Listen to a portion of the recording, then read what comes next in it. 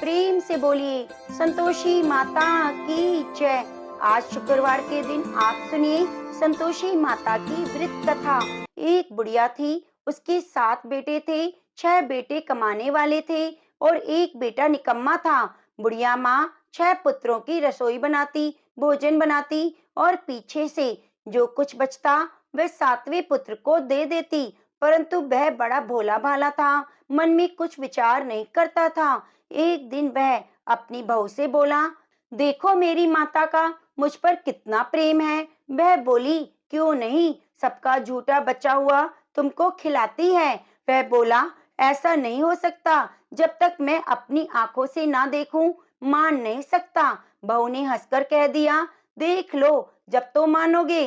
कुछ दिन बाद बड़ा त्योहार आया। घर में 7 प्रकार के भोजन और चूरमा लड्डू बने। वह जांचने को सर के दर्द का बहाना बनाकर पतला कपड़ा सिर पर ओढ़कर रसोई घर में सो गया और कपड़े में से सब देखता रहा। 6 भाई भोजन करने आए। उसने देखा माँ ने उनके लिए सुंदर सुंदर आसन बिछाए, 7 प्रकार की रसोई परोसी। वह आग्रह करके जिमाती रही। वह देखता रहा। 6 भाई भोजन कर उठे, तब माँ ने उनकी झूठी थालियों में से लड्डू के टुकड़ों को उठाया, एक लड्डू बनाया और झूठ साफ करके बुढ़िया माँ ने पुकारा, उठ बेटा, 6 भाई भोजन कर गए, अब तू ही बेटा बाकी है, उठ, अब तू कब खाएगा। वह कहने लगा, माँ मुझे भोजन नहीं करना, मैं परदेश जा रहा हूँ। माँ ने कहा, कल जाता तो आज ही जा। वह बोला, हाँ हाँ आज ही जा रहा हूँ। वह कहकर घर से निकल गया। चलते समय उसे बहू की याद आ गई। वह गौशाला में कंडे थाप रही थी। वह उसे जाकर बोला कि मेरे पास तो कुछ नहीं है, ये अंगूठी है सो ले लो, अपनी कुछ निशानी मुझे दे दो। वह बोली, मेरे पास क्या है, ये गोबर भरा हाथ है। यह कहकर उसकी पीठ पर गोबर के हाथ की थाप मार दी और वह चल दिया। चलते चलते दूर देश में पहुंचा। वहां एक साहूकार की दुकान थी। वहां जाकर बोला, भाई मुझे नौकरी पर रख लो। साहूकार को नौकरी की जरूरत थी। साहूकार उससे बोला, तू नौकरी पर रह जा। लड़के ने पूछा, तनख्वाह क्या रहेगी। साहूकार ने कहा, काम देखकर दाम मिलेंगे। साहूकार के यहाँ उसे नौकरी मिल गई। वह सवेरे 6 बजे से रात्रि 12 बजे तक नौकरी करने लगा। कुछ दिनों में दुकान का लेन देन, हिसाब किताब, ग्राहकों को माल बेचना, सारा काम करने लगा। साहूकार के 7-8 नौकर थे। वे सब चक्कर खाने लगे कि ये नया नौकर बहुत होशियार आया है। सेठ ने भी काम देखा और 3 महीने के अंदर ही उसे मुनाफे का साझीदार बना लिया। 12 वर्ष में वह नामी सेठ बन गया और मालिक सारा कारोबार उस पर छोड़कर बाहर चला गया। अब बहू पर क्या बीती वह सुनो। सास ससुर उसे दुख देने लगे। सारी गृहस्थी का काम कराकर उसे लकड़ी लेने जंगल में भेजते। इसी बीच घर की रोटियों के आटे से भी जो भूसी निकलती उसकी रोटी बनाकर रख दी जाती और फूटे नारियल की नरेली में पानी। इस तरह दिन बीतते रहे।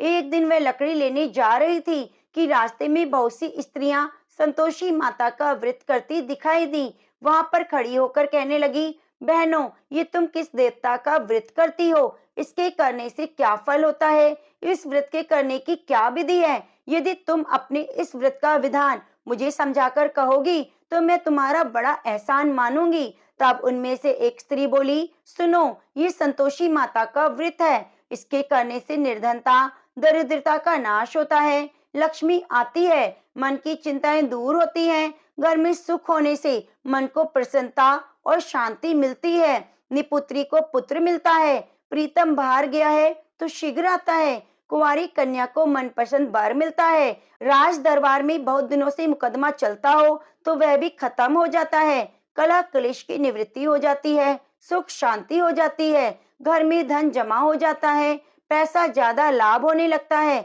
और मन में जो भी कामना हो वह संतोषी माता की कृपा से पूरी हो जाती है। स्त्री कहने लगी, 1.25 आने का गुड़ चना लेना, इच्छा हो तो 5.25 आने का लेना, या 1.25 रुपए का भी सहूलियत के अनुसार लेना, बिना परेशानी श्रद्धा और प्रेम से जितना भी बन सके सवाया लेना, 1.25 पैसे से 1.25 आने तक और इससे भी ज्यादा शक्ति और भक्ति के अनुसार लेना।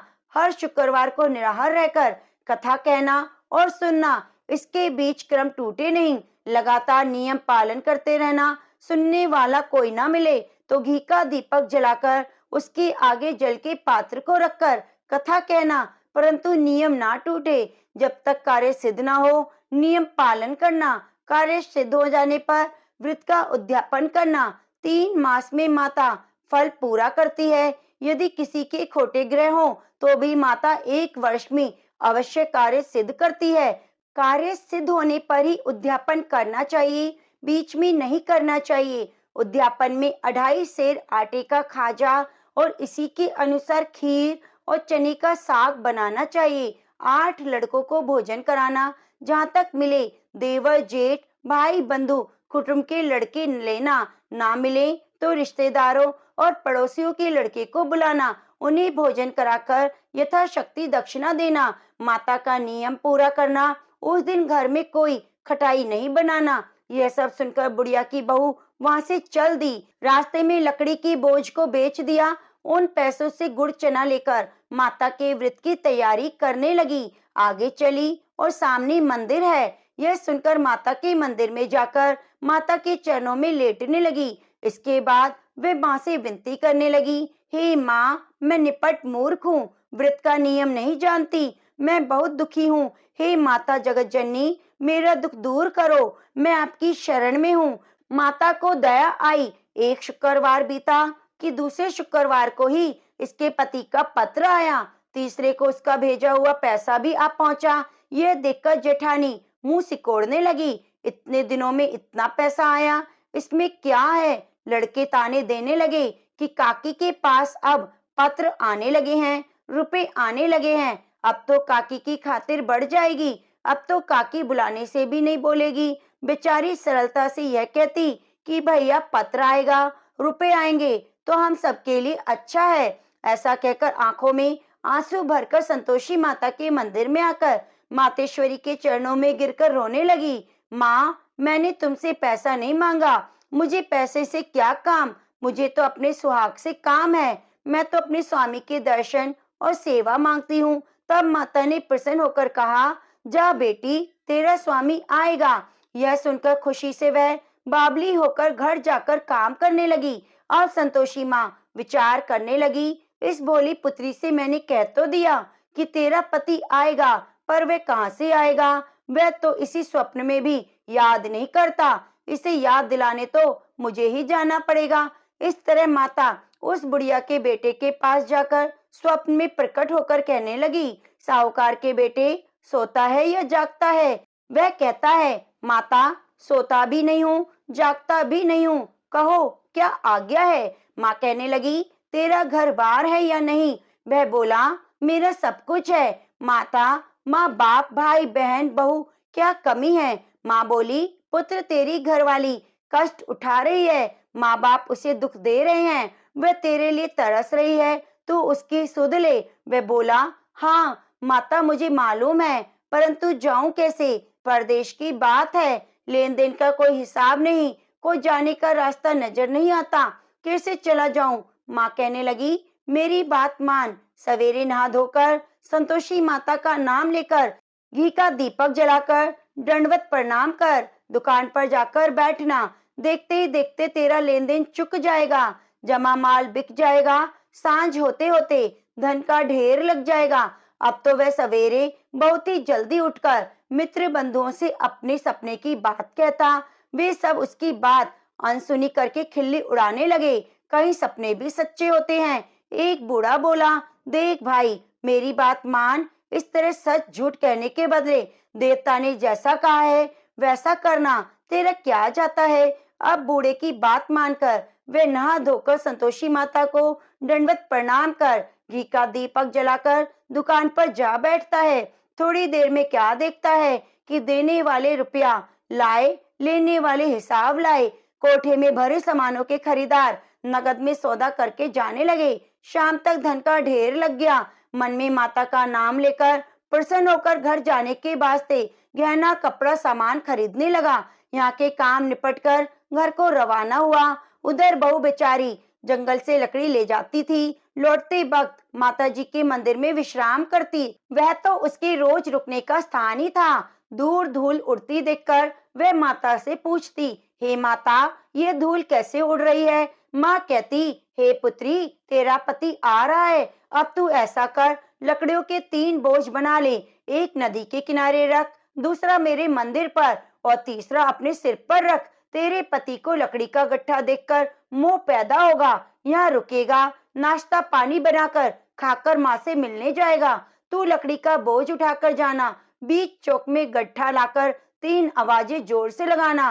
लो सासू जी, लकड़ियों का गट्ठा लाई हूँ। भूसी की रोटी दो, नारियल के खोपड़े में पानी दो। आज कौन मेहमान आया है? माँ की यह बात सुनकर वे बहुत अच्छा माताजी कहकर प्रसन्न मन से लकड़ियों के 3 गट्ठे लेकर आई। एक नदी के तट पर रखा, एक माँ के मंदिर में रखा। इतने में वह मुसाफिर आ गया। सूखी लकड़ी देखकर उसकी इच्छा हुई कि अब यहीं निवास करे और भोजन बनाकर खा पीकर गांव में जाए। इस प्रकार भोजन बनाकर विश्राम लेकर गांव को गया। उसी समय बहू सिर पर लकड़ी का गट्ठा लिए आती है। उसे आंगन में डालकर जोर से 3 आवाजें देती है। लो सासू जी, लकड़ी का गट्ठा लो, भूसी की रोटी दो, नारियल के खोपड़े में पानी दो। आज कौन आया है? यह सुनकर उनकी सास अपने दिए हुए कष्टों को बुलाने हेतु कहती है, बहू ऐसा क्यों कहती हो? तेरा मालिक ही तो आया है। बैठ, मीठा भात खाकर कपड़े गहने पहन। इतने में आवाज सुनकर उसका स्वामी बाहर आता है और अंगूठी देखकर व्याकुल हो जाता है। माँ से पूछता है, माँ यह कौन है? माँ कहती है, बेटा ये तेरी बहू है। आज 12 वर्ष हो गए जब से गया है। तब से सारे गांव में जानवर की तरह भटकती फिरती है। काम काज घर का कुछ करती नहीं, 4 समय आकर खा जाती है। अब तुझे देखकर भूसी की रोटी, नारियल के खोपड़े में पानी मांगती है। वह लज्जित होकर बोला, ठीक है माँ, मैंने इसे देखा, तुमने भी देखा। अब मुझे दूसरे घर की चाबी दो, मैं उसमें रहूंगा। ठीक है बेटा, जैसे तेरी मर्जी। यह कहकर माँ ने चाबी का गुच्छा उसे दे दिया। उसने लेकर दूसरे कमरे को खोलकर सारा सामान जमाया और एक ही दिन में वह राजा के महल जैसा ठाट-बाट बन गया। अब क्या था, वह सुख भोगने लगी। इतने में अगला शुक्रवार आया। उसने अपने पति से कहा, मुझे माता का उद्यापन करना है। उसका पति बोला, बहुत अच्छा, कर लो, अपनी खुशी से यह भी कर लो। तुरंत ही वह उद्यापन की तैयारी करने लगी। जेठ के लड़के को भोजन के लिए कहने लगी। उसने मंजूर किया, परंतु पीछे से जेठानी अपने बच्चों को सिखाती है, देखो भोजन के समय सब लोग खटाई मांगना, जिससे उसका उद्यापन पूरा ना हो। लड़के खाना खाने आए, खीर पेट भरकर खाई, परंतु बात याद आते ही कहने लगे, हमें कुछ खटाई खाने को दो, खीर खाना हमें भाता नहीं। यह देखकर अरुचि होती है। बहू कहने लगी, खटाई किसी को नहीं दी जाएगी, यह तो संतोषी माता का प्रसाद है। लड़के उठकर खड़े हुए और बोले, पैसे लाओ। बहू कुछ जानती नहीं थी, वह भोली थी, तो उसने पैसे दे दिए। लड़के उसी समय उठकर इमली लेकर खाने लगे। यह देखकर बहू पर माता ने कोप किया। राजा के दूत उसके पति को पकड़कर ले गए। जेठ जेठानी मनमाने खोटे वचन कहने लगे। लूट लूट का धन इकट्ठा किया था, सो राजा के दूत उसे पकड़कर ले गए। अब सब मालूम हो जाएगा जब जेल की रोटी खाएगा। बहू से यह वचन सहन नहीं हुआ। वे रोती रोती माता के मंदिर गई। बोली, माता तुमने ये क्या किया? हंसाकर रुला दिया। माता बोली, पुत्री तूने उद्यापन करके मेरा व्रत भंग किया, इतनी जल्दी सब बातें भुला दी। वह कहने लगी, माता भूली तो नहीं हूँ, न कुछ अपराध किया, मुझे तो लड़कों ने भूल में डाल दिया, मैंने भूल से उन्हें पैसे दे दिए, मुझे क्षमा करो माँ। माँ बोली, ऐसी भी कहीं भूल हो जाती है। वह बोली, माँ मुझे माफ कर दो, मैं फिर से उद्यापन करूंगी। माँ बोली, अब भूल मत करना। वह बोली, अब भूल नहीं होगी। माता अब बताओ वे कैसे आएंगे? माँ बोली, जा पुत्री, तेरा मालिक तुझे रास्ते में आता मिलेगा। वह निकली, रास्ते में पति आता मिला। उसने पूछा, तुम कहाँ गए थे? वह कहने लगा, इतना धन जो कमाया था उसका टैक्स राजा ने मांगा था, वह भरने गया था। वे प्रसन्न होकर बोली, अच्छा हुआ, अब घर चलो। कुछ दिन बाद फिर शुक्रवार आया। वह बोली, मुझे माता का उद्यापन करना है। पति ने कहा, कर लो। वे फिर से जेठ के लड़कों को भोजन के लिए कहने लगी तो जेठानी ने एक दो बातें सुनाई और लड़के सिखा दिए। तुम पहले खटाई मांग लेना। लड़के कहने लगे, हमें खीर नहीं खानी, भात नहीं खाना, कुछ खटाई खाने को दो। बहू बोली, खटाई खाने को नहीं मिलेगी, खाना है तो खाओ। यह कहकर वह ब्राह्मण के लड़कों को बुलाकर लाई और भोजन कराने लगी। यथाशक्ति दक्षिणा की जगह एक एक फल उन्हें दिया। इससे संतोषी माता प्रसन्न हुई। माता की कृपा होते ही 9 मास में उसको चंद्रमा के समान सुंदर पुत्र प्राप्त हुआ। वे पुत्र को लेकर प्रतिदिन माता जी के मंदिर को जाने लगी। माँ ने सोचा, ये रोज आती है, आज क्यों ना मैं इसके घर चलूं, इसका आसरा देखूं। यह विचार कर माता ने भयानक रूप बनाया। गुड़ चने से सना मुख, ऊपर से सूंड के समान होठ, उस पर मक्खियां भिनभिना रही थी। दहलीज पर पैर रखते ही उसकी सास चिल्लाई, देखो कोई चुड़ैल डाकनी चली आ रही है, लड़कों इसे भगाओ, नहीं तो ये किसी को खा जाएगी। लड़के डरने लगे, चिल्लाकर खिड़की बंद करने लगे। बहू रोशनदान में से देख रही थी, प्रसन्नता से पगली होकर चिल्लाने लगी, आज मेरी माता मेरे घर आई है। यह कहकर बच्चों को दूध पिलाने से हट जाती है। इतने में सास का क्रोध फूट पड़ा। वह बोली, इसे देखो कैसी उतावली हुई, जो बच्चे को पटक दिया। इतने में माँ के प्रताप से जहाँ देखो वहाँ लड़के ही लड़के नजर आने लगे। बहू बोली, माँ जी, मैं जिनका व्रत करती हूँ, ये वही संतोषी माता हैं। इतना कहकर झट से सारे घर के किवाड़ खोल दिए और सबने माता के चरण पकड़ लिए और विनती कर कहने लगे, हे माता, हम मूर्ख हैं, अज्ञानी हैं, तुम्हारे व्रत की विधि नहीं जानते। तुम्हारा व्रत भंग करके हमने बहुत बड़ा अपराध किया है। हे माता, बहू को जैसा फल दिया वैसे सबको देना। जो ये कथा पढ़े सुने सभी के मनोरथों को पूर्ण करना। प्रेम से बोलिए, संतोषी माता की जय।